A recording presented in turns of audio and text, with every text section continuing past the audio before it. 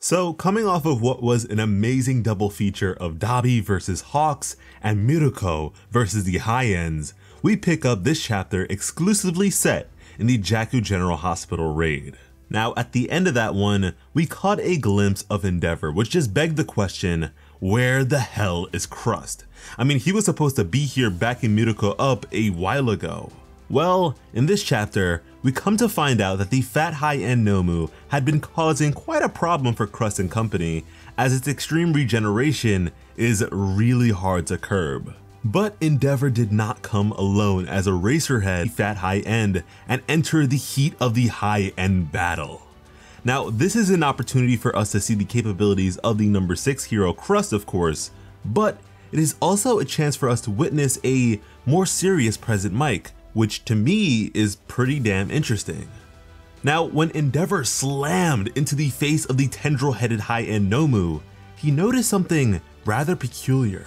That disturbingly enough, under its skin, there were layers upon layers of bone. And considering that now, with the exception of Mirko, Endeavor had the most experience fighting such high quality monstrosities, I think the simple deduction that this was not the case with Hood is in order, and by virtue of that, we may further presume that this may have been an alteration to the initial design based on the case study that was Hood's Rampage.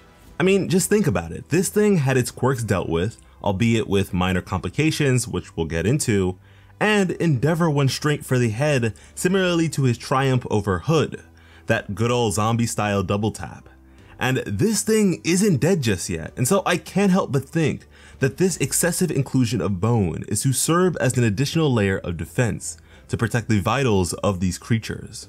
And right after this realization on the part of Endeavor, Eraserhead mentally denoted the brief lag between his erasure of the female and elephant high-end quirks and the tendril-headed, let's say Kid Buu for the sake of simplicity, high-end Nomu's quirks. And this prompted him to yell out to Endeavor that he needs to hurry up and finish the Kid Buu off so that he can aid Mirko. And speaking of Mirko, our girl is beaten and battered. But to be completely honest with you, this woman embodies Shimura philosophy even more than All Might himself. I mean, throughout all this pain, throughout all the bodily punishment, this woman will not stop smiling. Like, this is my hero. Now, crazily enough, Mirko actually said to herself that the moment Shigaraki came into her view, her entire body knew on account of her rabid survival instincts that the boss man Shigaraki is bad news. That this man, this, and I gotta say that this is the perfect way to illustrate just how dangerous Shigaraki is without him even needing to lift a finger. I mean, this is Mirko we're talking about. She lives for strong opponents. She faced the onslaught of the high-end Nomu by her lonesome. For her to just catch a glimpse of this man and not be engaged with him at all, but to denote him in such a way says a whole lot of a whole lot.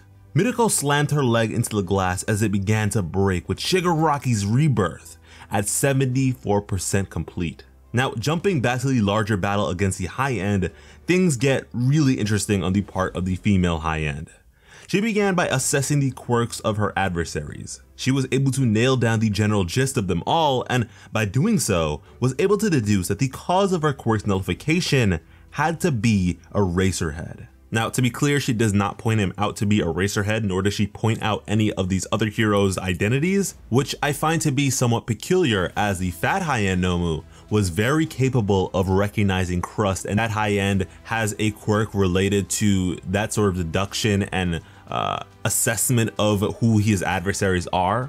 Or possibly the more interesting reasoning behind this, depending on how you look at it, could be that this fat high-end Nomu, who he is, or the mentality, the villainous mentality or mind that was subjected into this creature, could have had a history or a past with Crust in which he knows who that is. But getting back on track, as if that big brain of hers wasn't big enough, this female high-end transcended her mentality to galaxy mode as she recognized that her quirks were made unavailable the moment Eraserhead appeared. She began assessing the potential conditions of its usage, And based on the fact that he hadn't touched her at all and the protective gear over his eyes, she deduced that his quirk must be based on his sight, his line of sight, and so she questioned how to undo it. First contemplating the possibility of a time limit, all the while ducking out of cover, where she immediately recognized that if Eraserhead can't see her, he can't neutralize her quirk. And it looks like even Eraserhead is surprised by how quickly she figured out his senses for him. He doesn't let up in his pursuit and binds opponents as a means of restricting their movements, allowing him to perpetually use his quirk on them. However, in the case of the high ends, just like the mid-tier from the USJ incident, he can't afford to be that physically confrontational with such monstrosities. Their innate bodily capabilities are just way too dangerous. And on the note of dangerous, just keeps getting better and better.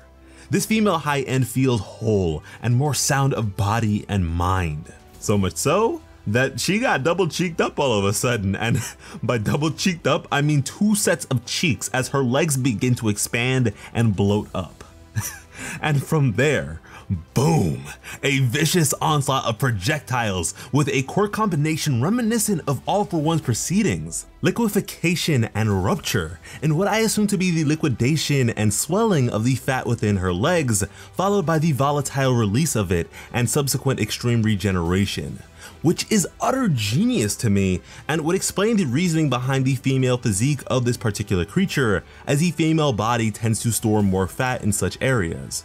Now Crust very much expanded his shields to safeguard his allies from the brunt of this attack.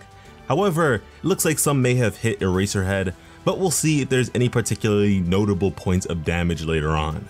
But although not too visibly damaging, some definitely hit Endeavor in the back, which allowed for a brief moment of reeling, wherein Kid Buu took the opportunity to outstretch his tendrils yet again in pursuit of Mirko, and they hit. One to her upper left thigh, which branched into another to the back of her upper leg, and a third to her right, or I guess only, arm. As this happens, Shigaraki's incubation process grew to 75% completion, but giving up is not what Mirko does. She continued her Luna arc and partially ruptured the tank of Shigaraki. Glass flew across the room, narrowly missing the doctor as some of the liquid contents began to pour out.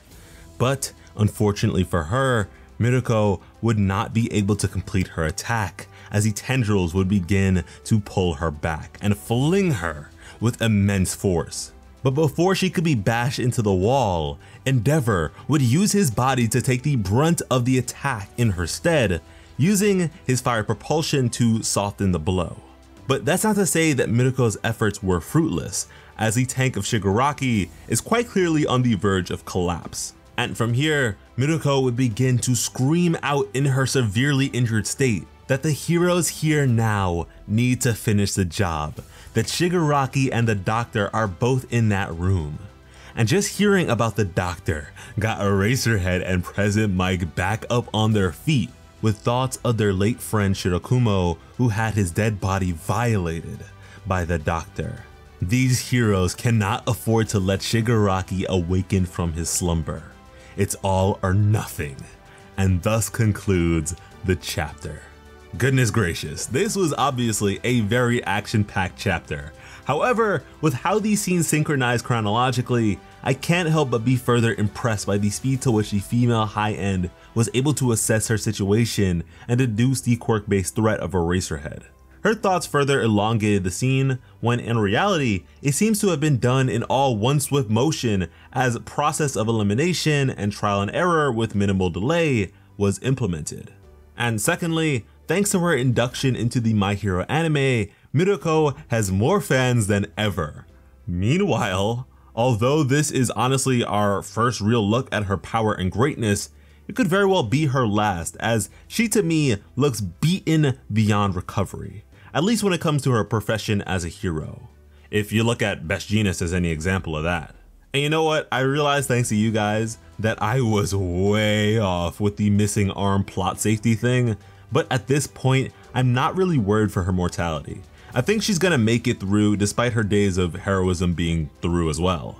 all in all, My Hero Academia continues to be a really enjoyable reading experience that I am so happy to be able to share with you all. You have been absolutely crushing it with the support lately, to the point where we not only hit 50,000 subscribers on this channel, nearing 60 in only a week's time, but we also had our last chapter discussion, as some of you may have noticed, end up on the trending tab of YouTube, which neither KJ or I ever thought was a possibility, but with your support, the plot army continues to grow, so thank you so much. Now, unfortunately, due to the current situation of the world on account of COVID-19, there will not be any new Jump chapter next week. But hopefully all those affected over at Shueisha are okay and get proper treatment. But of course, that doesn't mean we won't have more fire-ass content to hold you over in the meantime. So I highly suggest you subscribe to the channel now, because when it comes to bringing you some of the best My Hero Academia content on the platform, Plot Armor has you covered. As always, I am Sliceable Otaku. Thank you all so much for watching and have an awesome day. I love you.